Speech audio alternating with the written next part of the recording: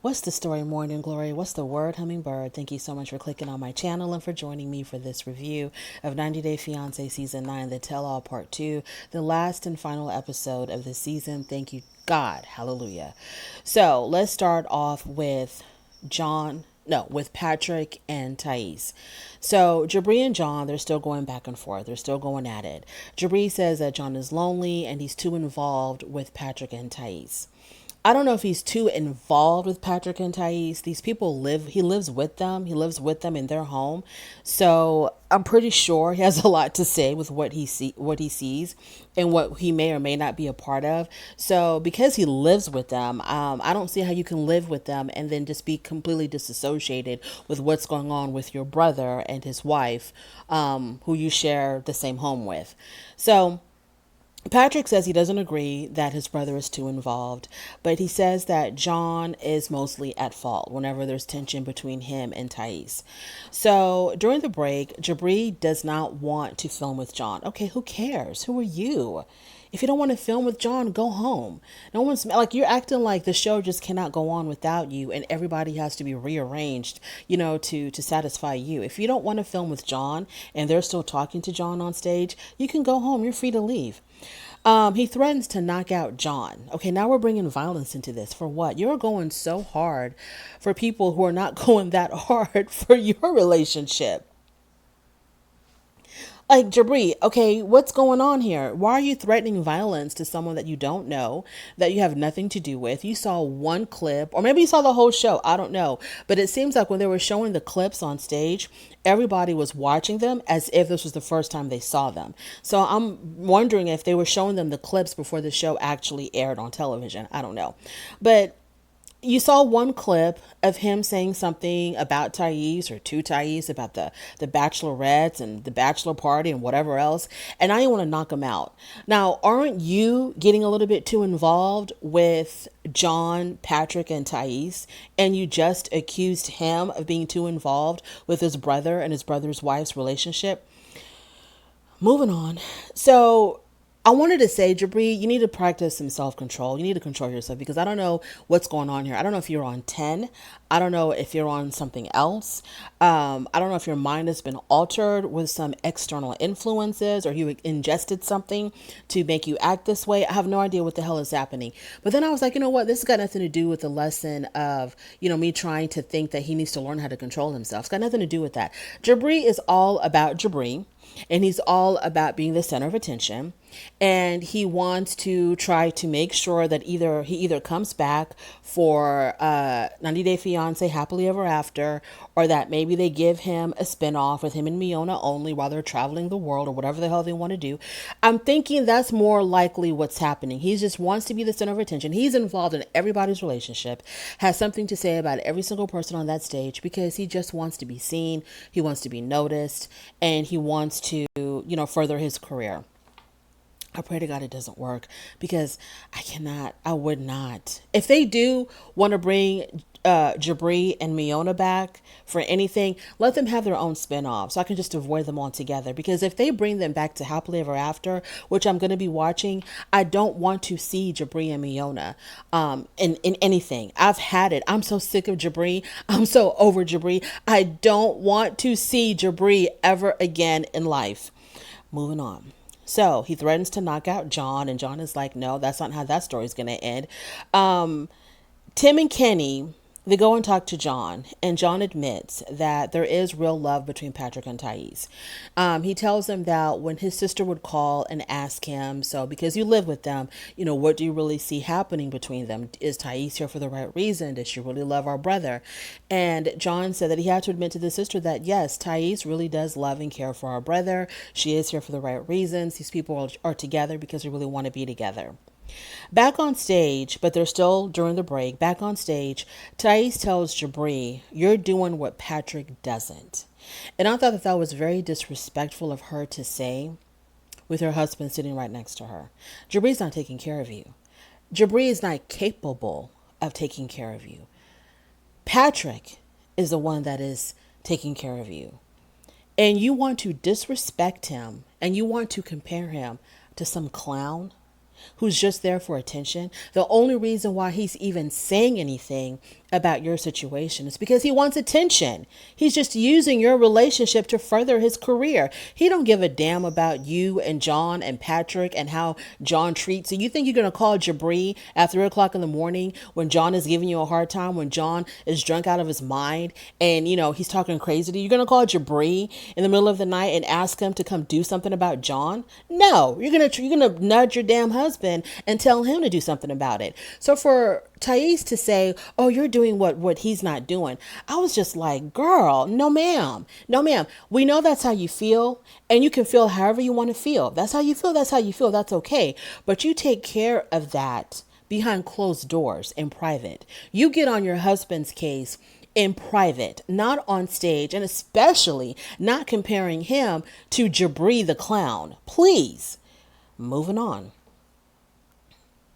So Jibri calls John trailer trash, and Kara asked Patrick, "How do you feel about your brother being called trailer trash?" And Patrick didn't say anything, so he doesn't defend Thais and he doesn't defend his brother. He's got all those muscles and doesn't defend anybody. And so Jibri tries to clean up what he said and said, "Well, they are from the trailer, and he is trash, so he is trailer trash." Jibri, what are you doing? What are you doing? Why do you have to speak at all? I mean, Miona probably said 3 words for both reunions. And it seems like Jibri is making up for the both of them by talking as much as he talked. Bilal gives advice to Jibri because they were still during the break. So Bilal comes down and he kneels down by Jibri and he tries to tell Jibri, hey, calm down. Don't let him, make you go out of your character. Stay control of yourself, blah, blah, blah. Just control yourself and behave and act like a mature adult. And I don't know if Jibri was paying attention. Obviously he wasn't. And I don't know why Bilal felt the need to do that to Jibri. Did he? I don't know why, because later on, Jibri dragged them through the mud, him and Shaida, and said that him and Shaida would not make it. And he called them toxic. And it's like, Bilal, what's happening here? Are you friend? Child. Jibri made him look like a damn fool because it looked like Bilal was concerned about Jibri and he was really trying to, look out for Jibri. You need to conduct yourself a certain way, pipe down a little bit. And then Jibri thanks him and shows his appreciation by talking about how him and his wife won't make it and that they're toxic. And Shaida and Bilal are probably the most mature couple on that stage. They definitely have their problems. They have their issues. But as far as maturity level, they're the most mature. And Jibri had the audacity to say that their relationship is toxic. I don't know if it's toxic or not, but to say that, it's just rude. Jibri just wants attention, and he picked on John because he knew that John wasn't going to back down. He knew that John was going to give it right back to him, and Jibri wanted them to go back and forth for a reason because he just wants attention. Thais says that she admires Jibri, that he stood up to John.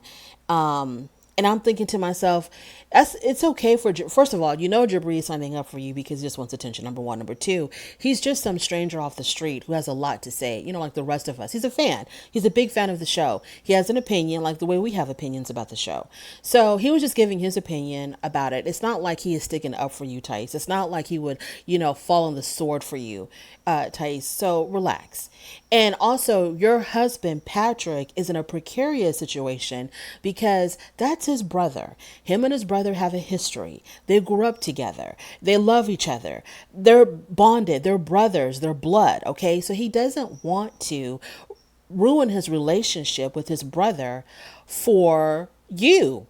It's just not going to happen. He also doesn't want to lose you as a wife. And this is the reason why Patrick needs to get rid of John. If he wants to protect his relationship with his brother and his wife, John has to move out. And Patrick has to help him do it. Not just throw your brother on the street, but help him. Help him find a place. Help him put down some money on an apartment or whatever, on a rental. Help your brother become his own man, doing his own thing in his own home. Because right now, the way the situation is going, you're probably going to end up losing both of them. Okay. You're probably going to end up losing because you're going to say something to one of them that's going to piss them the hell off. And it's going to strain your relationship even more. So you have to live with your wife because she's going to have your baby. Y'all are starting a family together. You don't have to live with your brother. So Patrick is going to have to make a decision. Do you want to stay with John or do you want to stay with Thais? And this is what life is about. Life is about very difficult decisions. He's going to have to make it because the two of them cannot coincide in harmony. So Patrick is going to have to make a decision. Ari calls Jibri out for being a hypocrite because, she claims that, because the whole entire show, Jibri was constantly throwing jabs at Ari. And I'm not an Ari fan by any stretch of the imagination. I can't stand her. But I felt like he was going a little bit too hard on Ari. And I felt like he was bullying Ari the way that John is bullying Thais. I didn't see any difference at all, period. No difference. He had no reason to go as hard as he did on Ari. You don't know Ari and Benny. You don't know what their situation is. You want to act like you do, but you don't. You're going to take this one aspect of her not supporting her husband with his fighting career, and then you're just going to constantly use that as ammunition to attack her, and you're going to feel justified in doing that because, it's all about chasing your dreams, and anybody who's not on board with that ideology, there's something wrong with them and you want to attack them. And the way he was going so hard after Ari, I'm surprised, and I know that, Benny, his arms and legs are like weapons of mass destruction. And if he tried to fight Jibri, it would have done some serious injury. But at least I felt like Benny could have just told him, hey, can you just stop? Just leave my wife alone. Act like she's not even here. Okay. Just act like she's not even here. That's all he had to do. And if Jibri kept on going and kept on going, then at least you try to, shut him up. But the fact that Benny did nothing, just like he does nothing when the family attacks him, just like he does nothing when Ari's ex-husband attacks him and talks bad about him. He just does, just like he does nothing when his sisters threw wine in Ari's face. He just does nothing. He does absolutely nothing. And I don't know if I don't think it's even a cultural thing because his sister wishes about that life. So I don't even think it's a cultural thing. I think it's just a Benny thing. He just doesn't. And I felt like if anything at all, okay, you don't want to go against your sisters. You don't want to go against Ari's family. But why would you not say something to Jibri and tell him to shut the hell up about, the things that he was saying, the awful, awful things he was saying to your wife about y'all's marriage. Now, Jibri might be talking, he might be speaking the truth. I mean, I do see some very serious cracks in the relationship, but that's not his place to say it. And he kept on pointing it out in a really unflattering, ugly way. If you feel like they're not going to make it, there's a way to say that without being completely, a complete jerk about it. So I was like, Benny, can't you just say something? Okay, you talked about how you couldn't go after your sisters. You couldn't defend Ari against your sisters because these are your sisters. You didn't want to create tension between them or create conflicts between them. But who cares if you create conflict with Jibri? Who the hell cares? He's nobody to you. He's just a really rude, clownish jerk who's making your wife feel bad and trying to embarrass her on national television. And then you just sit there and look at him like you're completely disconnected and disassociated with what's going on there. Moving on. I think we're done with Patrick and Thais. I got to go through all of my pages because my notes are disorganized. Emily and Kobe. So they show us the clip of the family. They show us, first of all, my energy with Emily and Kobe is going to be lackluster because I have no more energy left for Emily and Kobe. Zero. None. Zip. No more energy for these people. And I felt like Emily got away with murder. I felt like they did not go hard on her at all for how she treated Kobe. But then again, why would they? He still married her, right? As bad as Emily treated Kobe, he still married her. So what would be the point of pointing out what she did wrong and the things that she said and how her family treated him and like this was like that movie Get Out? What's the point? He married her. He saw nothing wrong with it and he still chose to marry her. He's probably going to have about 10 more babies with her and they will always and forever be living in her parents' home. So what's the point of them dragging her? Sean tried. He brought up the Twitter of whatever they said about what was it that they said? Oh, when she wanted to take him to a hotel to sleep with him instead of taking him directly to his son when he arrived in the United States. Social media got on her for that. And I guess, what more can you say? But I don't have any more energy for Emily and Kobe. He's happy with her. So it comes to a point where those of us who criticize our relationship, we end up looking kind of crazy because he's happy. He doesn't see anything wrong with his situation. So they show us the clip of her giving birth to Scarlett, and they show us some clips of the children, the babies together. And then they talk about encapsulated placenta and the benefits of that. And they talk about how because of having two kids and living in her parents' home, they're not going to be able, that their intimacy has gone way down. They're not together physically as much as they would like because they're parents of two very small children. Kobe says that also with him, he doesn't want to take any chances of possibly getting Emily pregnant. That made no sense to me because if the intimacy has gone down because y'all are busy and tired, because Kobe works and then you have to take care of two kids and all of this and that I understand. And you're still living in your parents' home, so you don't have the freedom to really do what you want. I totally understand that part. I didn't understand him saying that his fear of getting her pregnant has also contributed to their lack of intimacy. I didn't understand that because there's ways around that. People with any bit of intelligence know about birth control.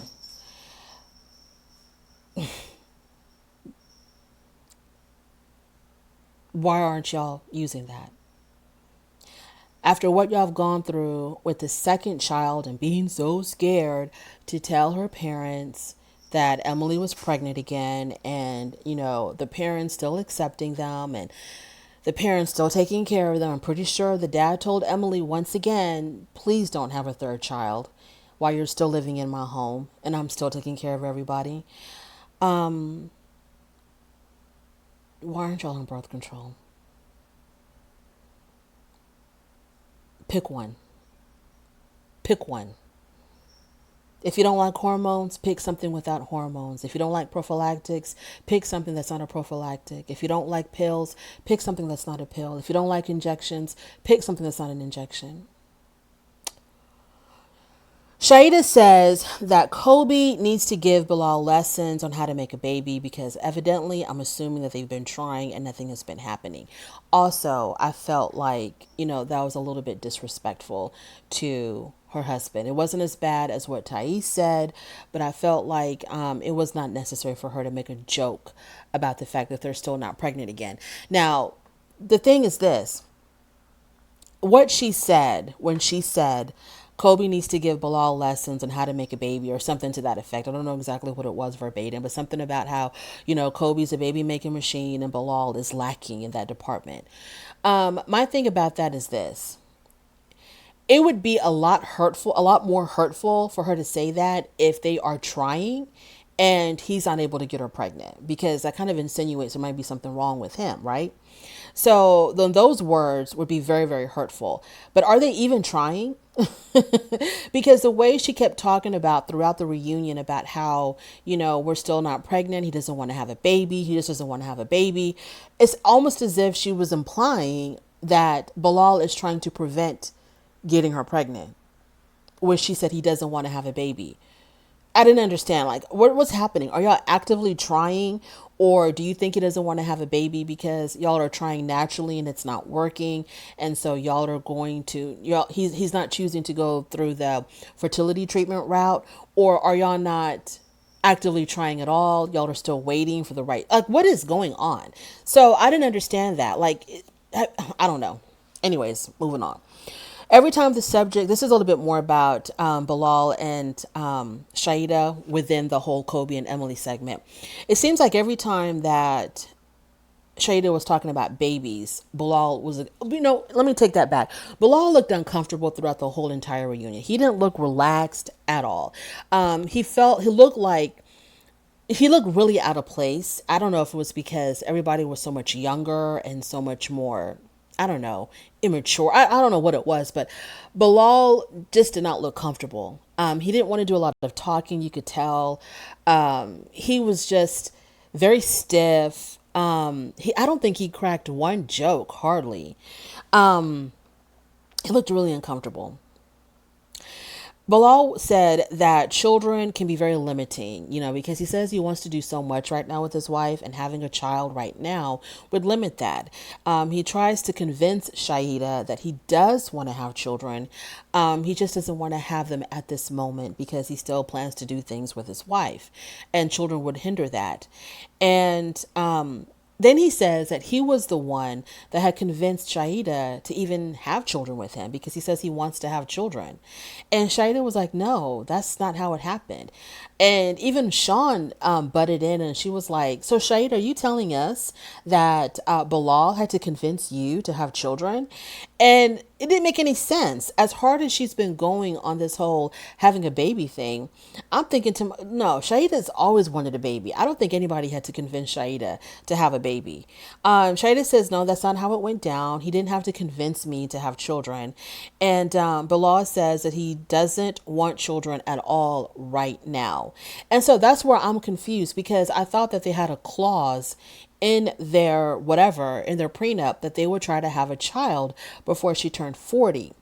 So you can't be like, okay, we're going to start on, halfway through her 39th year to try to have a baby, because you don't know what's going to happen. You don't know how long it's going to take. So with her being the age that she's at, wouldn't y'all have already started trying? Like, why are y'all holding back? What are y'all waiting for? I'm pretty sure she's 37 going on 38. I don't think she just turned 37. So she's 37 going on 38, and it's 9 months to carry a baby. And if you don't know how long it's going to take, y'all are going to be trying past her 40th birthday. Like, this doesn't make any sense to me.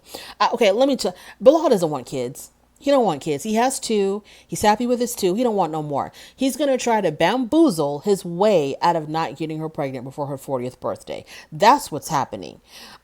He's not trying to get her pregnant. He does not want to have children. He signed that prenup as is because he felt like, you know what? I'm just not going to get her pregnant. I'm going to act like I want to. I'm going to act like I'm trying, but I'm not. I'm not going to get her pregnant. No one's going to tell me when and how and where to have children. So I don't think Bilal is even really trying to get her pregnant. Back to Kobe and Emily. They talk about Emily manipulating Kobe into the whole thing about, sleeping with him before he met his son. And they asked her, like, why? Why would you do that? And Emily just had a lot of excuses. Oh, I don't want to put my son around COVID at the airport. And I didn't, she says, I'm not trying to take him away from his son, but I didn't think that we were going to have another opportunity to ever sleep together. Are you kidding me? Are you kidding me? And then somebody on stage asked Emily, and I think it was either Kara or Guillermo. One of them asked Emily, why did you say that? Why did you say that there will never be another opportunity? And, she talks about, because we have a child and we live with my parents, and, there's just not an opportunity. Okay. Yeah. Everybody goes to sleep at night, right? Okay, and you can also have a weekend away from the home. You can have your family watch your son like they always do. You can have your family watch your son while you and Kobe go take care of business. So stop it with the lame excuses. You wanted to get what you wanted at the time that you wanted it, and you didn't give a damn about that. Let me see. No, I can't do it. I can't do it. I can't do it. Moving on. Oh, like I said, I got to go through okay, Emily and Kobe. So then the parents come and join them. And Kobe and Emily are still living with her parents, even though he's working, and he's working full time, and he's making a lot of hours. And I think they even said he's working a lot of overtime. But for whatever reason, still living with her parents. rent free. That's the part that gets me, rent free. Now, Kobe, you found the right one, because any other woman who you were living with her parents, you would have to be paying rent, especially if you're working. So you found the right one. You found someone who was so spoiled by her parents. It was the apple of her parents' eye, that because they don't want her to contribute financially, you by default don't have to contribute financially, because she probably just had to stomp her feet and ball up her fists and scrunch up her face and tell her parents, I don't want Kobe to pay rent. And then they're like, okay, Emily, he doesn't have to pay rent if that's not what you want, darling. Kobe is still tending to the horses, y'all. So he works a full-time job with overtime, and he still has to come home and shovel horse manure. They talk about breastfeeding, and Kobe felt like, his son was too old to still be breastfeeding, and everybody on stage was against him. Everybody was like, no, the baby can let that baby breastfeed for however long he wants. That's what babies want. That's what babies do. You're just gonna have to accept it. The grandmother, which is Emily's mother, she had to put in her 2 cents, and, she had to do her PSA about normalizing breastfeeding. And I really didn't care for that. I didn't care for her putting in her 2 cents about that, because, I can tolerate the father, because the father seems like he has made some type of a breakthrough with Kobe. I still don't tolerate the mom. Emily's mom. The reason why I really didn't care for her PSA about breastfeeding is because, number one, I feel like this society, this American society, we have come a very long way when it comes to accepting breastfeeding. And it took a lot to make those changes. It wasn't overnight, and changes are still needing to be made.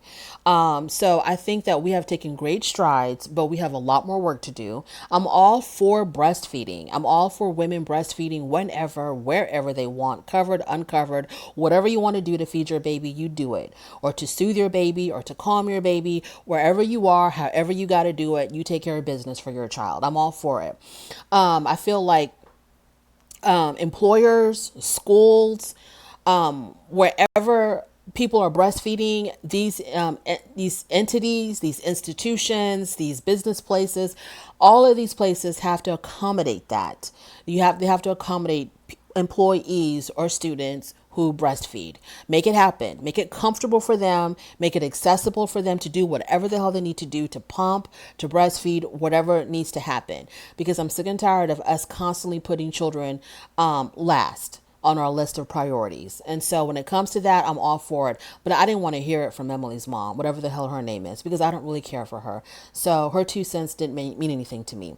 Jibri treats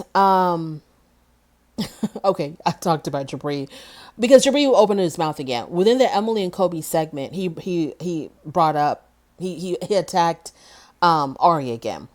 They talk about the grandfather and what he gave Kobe on the day that Emily and Kobe got married. What was that object or that thing that he placed in Kobe's hand?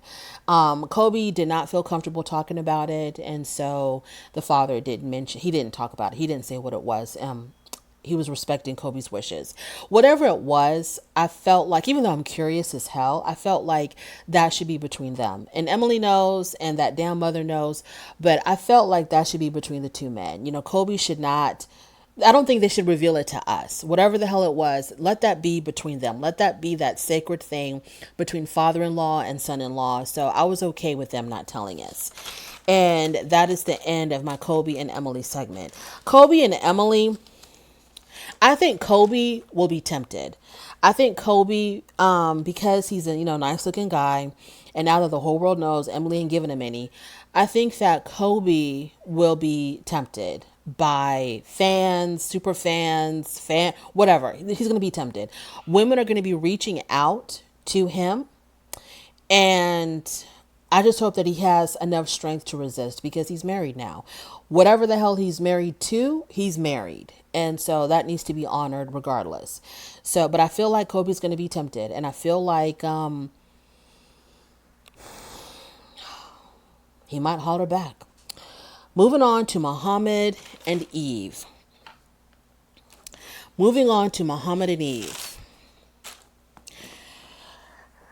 So, they show the clip of when Eve and Mohamed went out with Eve's friends, and her friends came to the restaurant with their cleavages hanging out.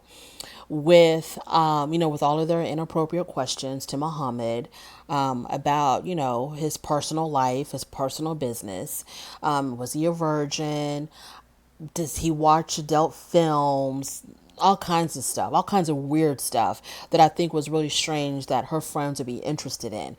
And if they're interested, then they're interested. Okay. In other words, like I said, Eve, you open up that gate.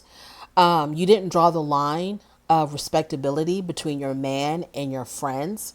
And so you kind of were like, you were tempting fate. That's all I got to say. You were tempting fate by allowing your friends to talk about or to ask your man questions about his intimate life, his personal, private life. You were basically kind of like, you were blurring the lines. Okay, you're blurring the lines. I'm not saying that these women are remotely interested in Muhammad or if Muhammad is remotely interested in them. But hey, if something went down, Eve, you held that door open for them. So Muhammad, he was really focused on that whole conversation, how it was inappropriate, it wasn't normal, it was disrespectful, so on and so forth. Tatiana, they brought her out on stage, which was one of Eve's friends, and Tatiana comes out there and she says that the whole situation, they asked Tatiana, how did you feel about it, asking them questions that were so inappropriate? And Tatiana said, well, their whole situation is unconventional. So in other words, it was like she was saying, I can ask inappropriate questions because how they met and what's going on with them is very unusual. So I have the right to ask anything I want. That's what she made it seem like to me. So she says that her and her friends are not vulgar women who just go around asking conservative men inappropriate questions. But y'all are. Y'all are. That's exactly what y'all did. Why wouldn't you be that? Why are you denying that that's y'all? That is y'all did it so comfortably. Y'all were laughing and smirking while y'all were asking him these questions. You saw how uncomfortable he was, and y'all just kept on going and kept on going and kept on going. Y'all having a great time making him squirm. And Kobe made a good point. He says that from the outside looking in, it looked like that was the plan for the night. And I'm pretty sure Eve was in on it. They're probably like, oh my God, Eve, we're going to ask him if he's a virgin. And we're going to ask him if he watches porn. And we're going to ask him this. And Eve was like, yeah, let's see what he says. Yeah, that was the plan for the night, to embarrass him, to humiliate him, to make him feel uncomfortable. Y'all knew what he was about, his culture, his religion, his conservative, and all of that y'all knew. And y'all could not wait to throw those questions at him for the sole purpose of embarrassing him. That was the point. That was the goal, and y'all accomplished it. But now you're going to come up here on this stage, Tatiana, and be all, we're not those kind of women that just go around asking men. Yes, y'all are. Eve didn't know that Muhammad was a virgin until after they consummated their relationship. I don't even know why that was even brought up. What difference does that make? Why did you bring that up, Eve? Jibri says, do you think it's genuine love? Who asked that? Jibri, do you think it's genuine love? Or somebody asked Jibri that. Tatiana, I think Jibri asked Tatiana, do you think that the love that they have is genuine? And Tatiana said, well, she brought up the whole thing about the sponsorship when Mohamed had said that he'll find himself another sponsor because he felt like Eve was not moving fast enough in getting married so that they can start the paperwork for him to get his visa and start working and whatever else. So she brought that up. And so Muhammad defended himself by saying when he said that, he basically said that out of anger because they were in the middle of an argument. So they were in the same house, they were arguing, but then he texted her, what if I just got another sponsor? And he did it out of anger and frustration, which is fine because Guillermo and someone else, I think it was probably Kobe, I don't know, but definitely Guillermo was saying that, hey, people say things out of frustration. When you're a foreigner and you're used to working 6 to 7 days a week and you come to America and you cannot work at all, you get frustrated and you get impatient and you want things to move along. You want things to move along a lot faster, a lot quicker. So he was trying to say, hey, I understand where he's coming from because he was getting impatient. He wants to work. He wants to work. That's fine. In the middle of an argument, you say that out of frustration. It was really hurtful, but maybe I can cut you some slack. Where I fell off with Muhammad was when he brought that up, when he was cool, calm, and collected, and he was not in the heat of an argument with his lady love. He had time to calm down and to think about things, but he brought that subject up again with his friend from the mosque.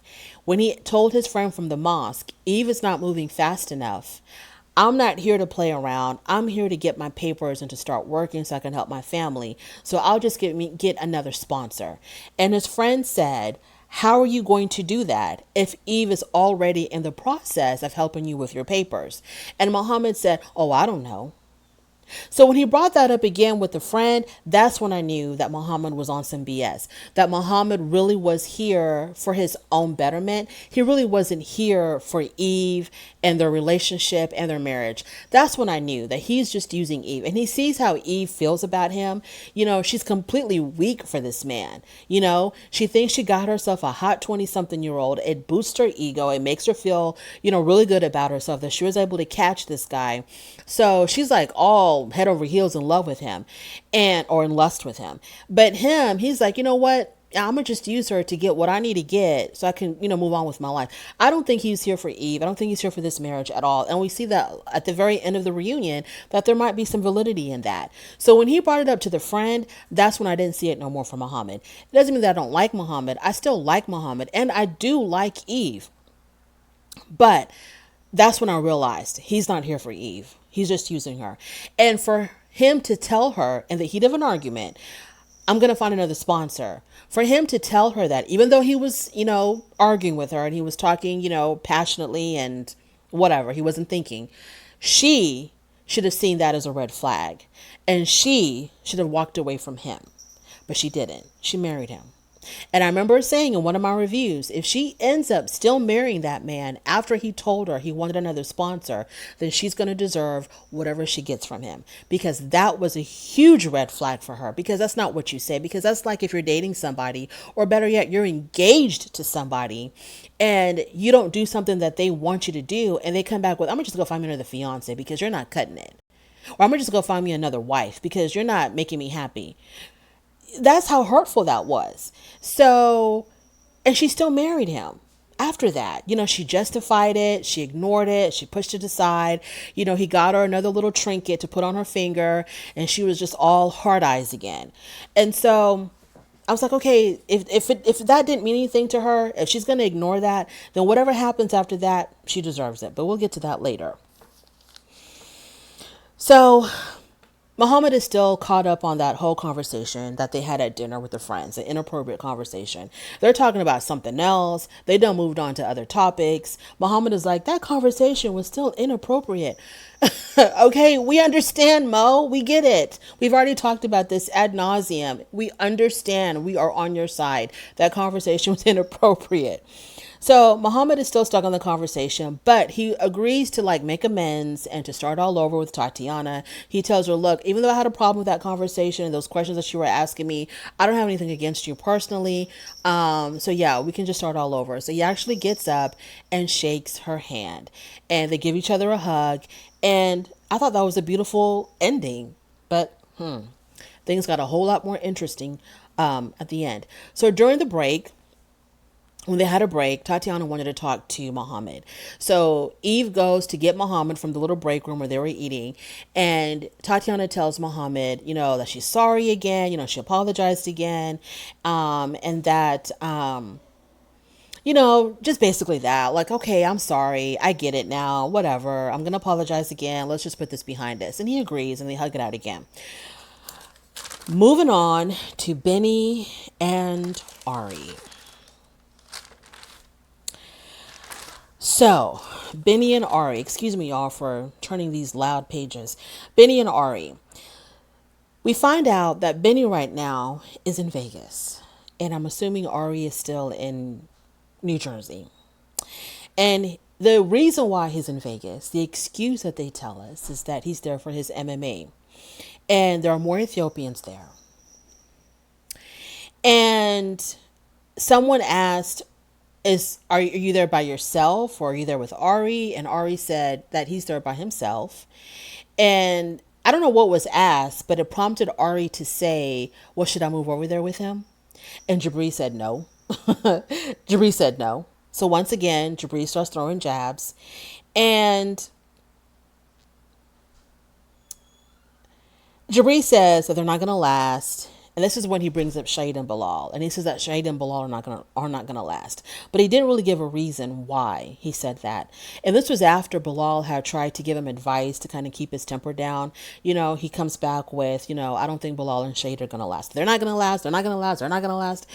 So I feel like maybe Jabri is projecting his own insecurities on everybody else. Jabri is very competitive as well because he wants to prove that him and Miona are better than every other couple on stage. And it's not even about that. Y'all, everybody on there has problems. Everybody on there is one argument away from divorce. So stop it, Jabri. You and Miona are not on steady grounds because there's this, between Jabri and Miona, it's like this idolation or something. Like he idolizes this woman so much.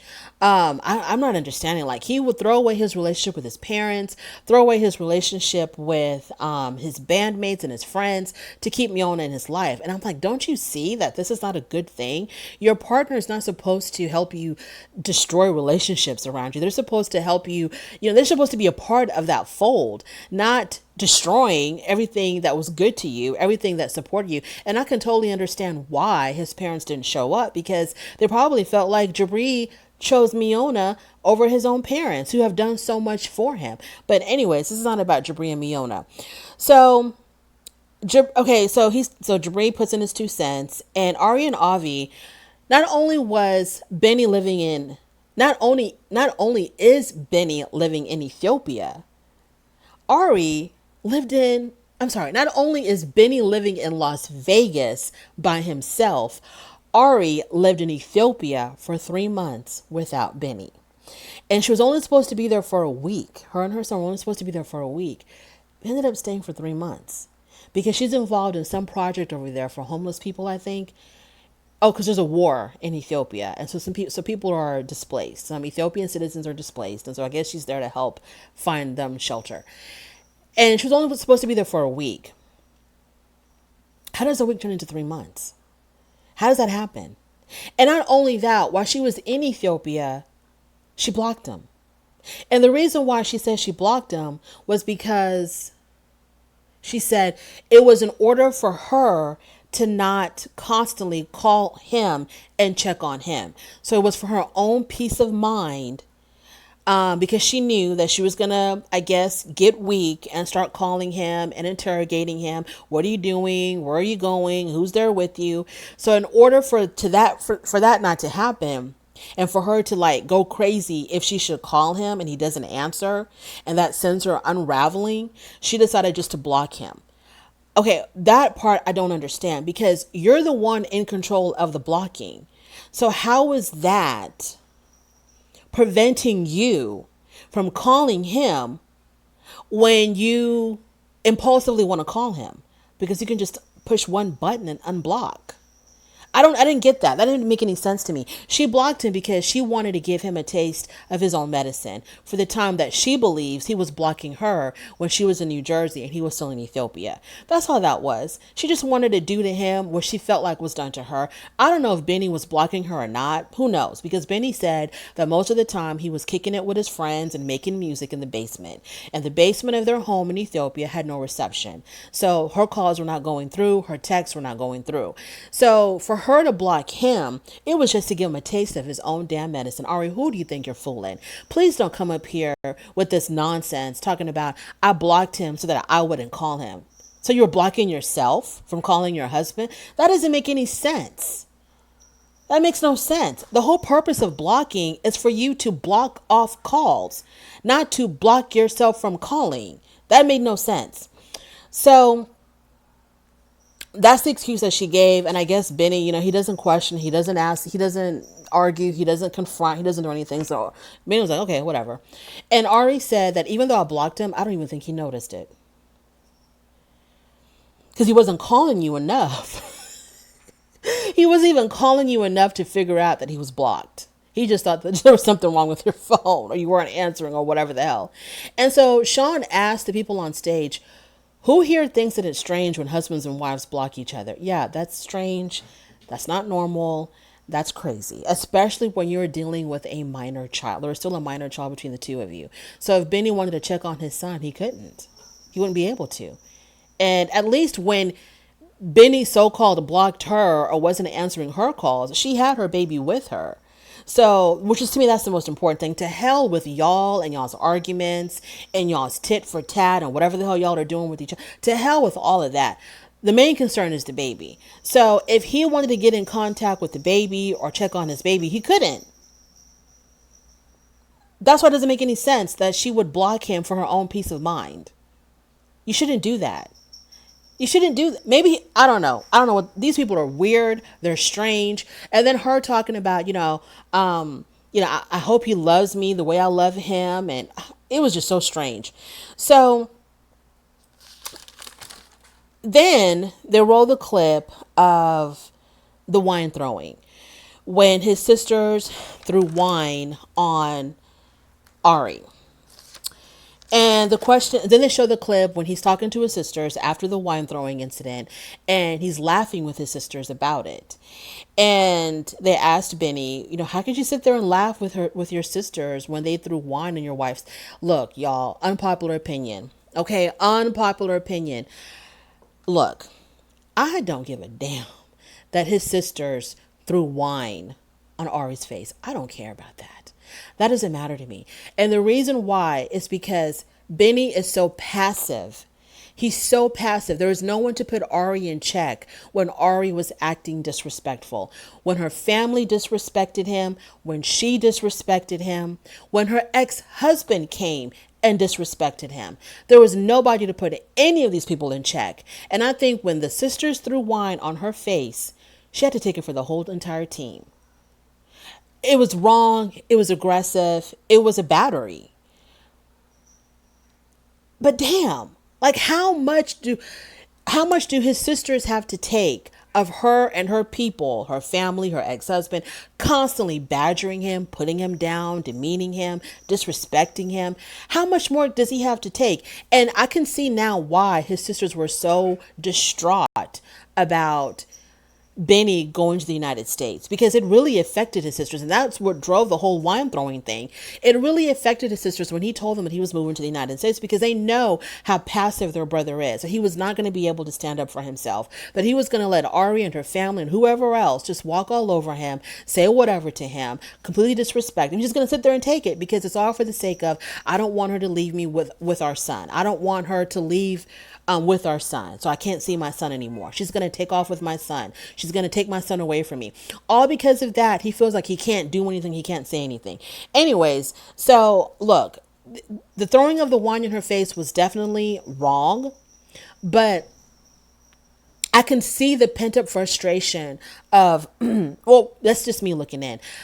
I can understand why his sister would be so frustrated. And also the fact that, and by that time, this happened this season. So the sisters had already been through it all with Ari and Leandro last season. They saw how Ari brought Leandro to Ethiopia, let Leandro stay in their home. They knew about Ari going off for lunches and dinners with Leandro while Benny was at home with the child. So this is just all of that to me, in my mind, just all of this pent up frustration. They were like, you know what? We can't take this no more. Boop. The whole stage felt like Benny needed to stand up for his wife. And they kept on saying, that's your wife, that's your wife. But she doesn't act like he's her husband. Stop with this, that's your wife stuff. She doesn't act like this is her husband. She brought her ex-husband into her current relationship with Benny. Do they show clips of that? Do they show clips of Leandro all up in their business, giving advice to Benny on how to treat Ari?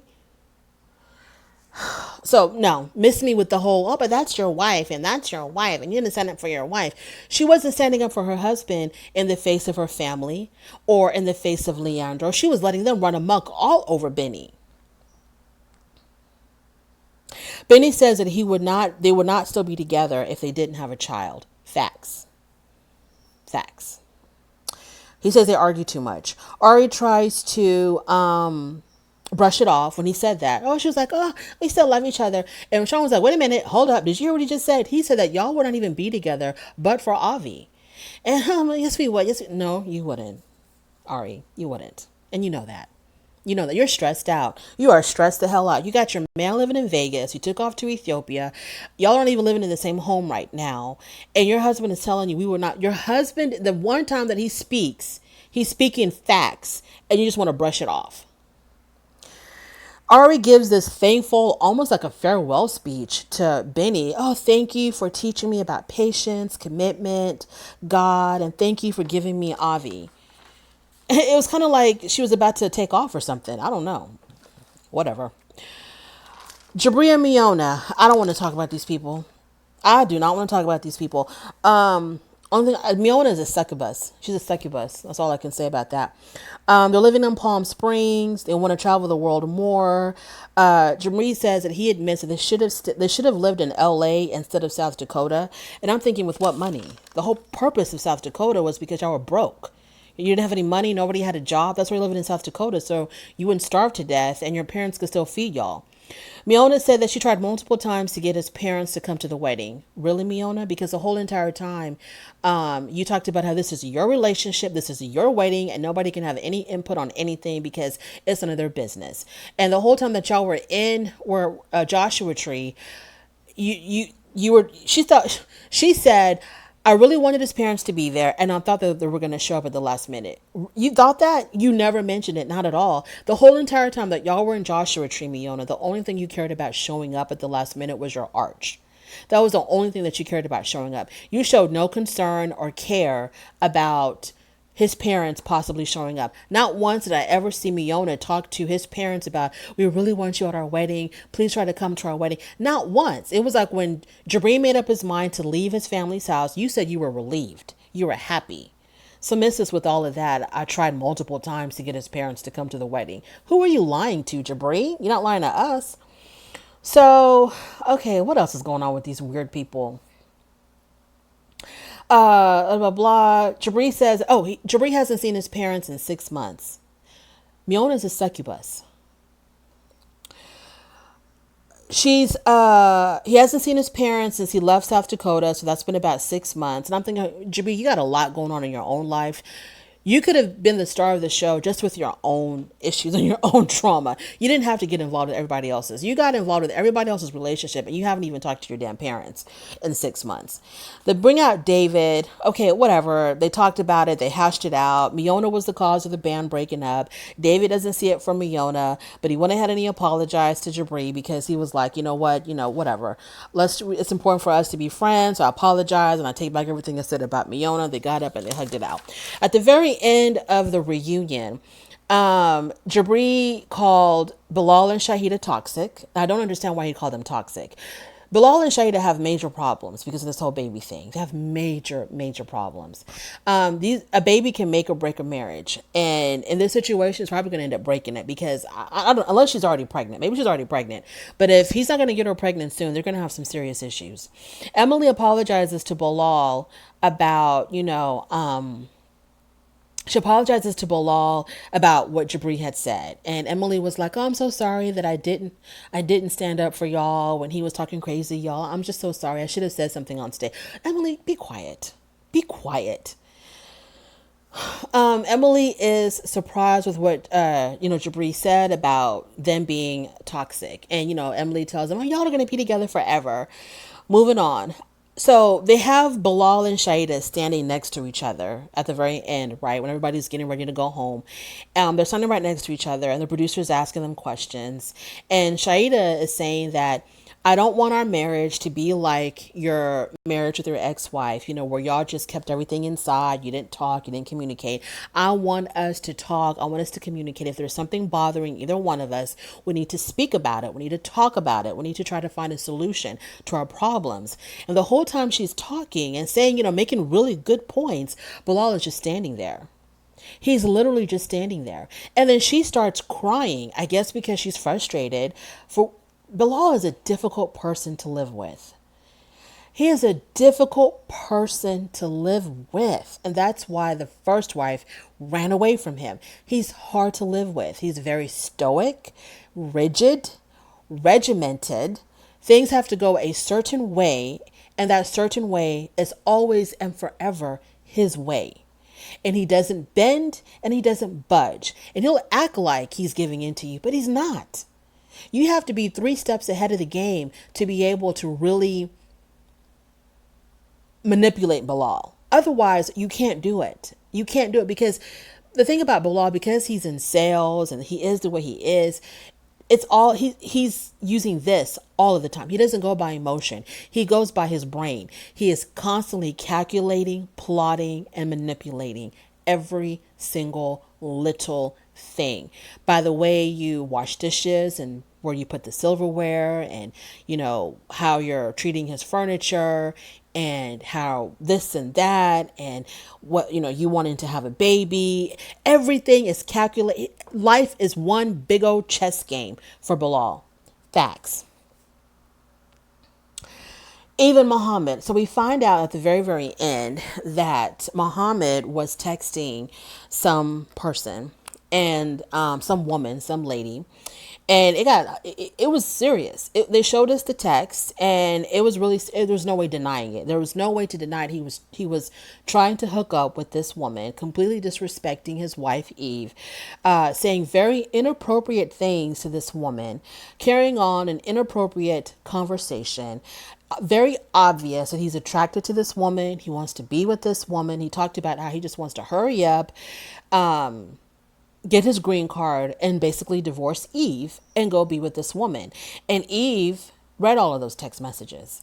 And Eve, there's only one thing for you to do. DIVORCE. That's the only thing left to do, Eve. That's the only thing. Divorce this man.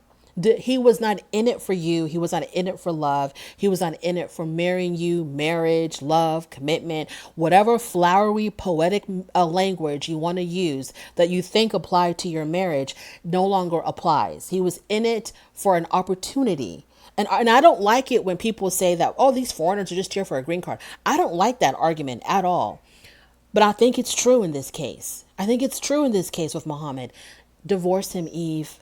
Divorce him. He's making you look like a damn fool. Divorce him. The next time I see your face on my television screen, or if you come across my Google or whatever, I need to see Eve Mohamed and the word divorce in that same headline, in that same sentence. Divorce him. That is my review. Thank you so much for joining me. If you stuck it out this long, bless your heart. 57 minutes. Bless your heart. I appreciate it. I love you for it. Thank you so much for spending an hour with me talking about this nonsense. On your way out, do not forget to rate the video. And if you like this content, please subscribe, and I'll definitely talk to you later.